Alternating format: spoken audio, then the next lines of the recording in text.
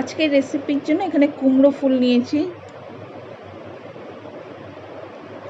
কুমড়ো ফুলগুলো পরিষ্কার করে নেব।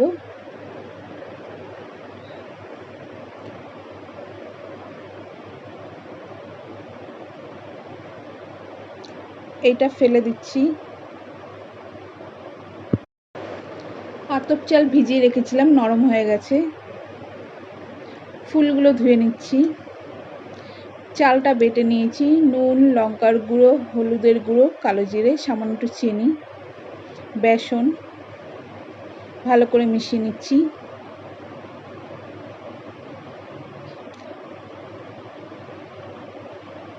এখানে রিফাইন অয়েল গরম হয়ে গেছে, ভেজে নিচ্ছি।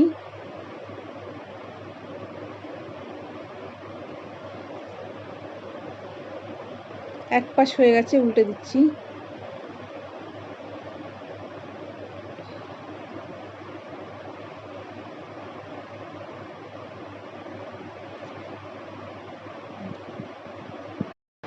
গরম ডাল ভাতের সঙ্গে এই বড়া কিন্তু খেতে ভীষণই ভালো লাগে।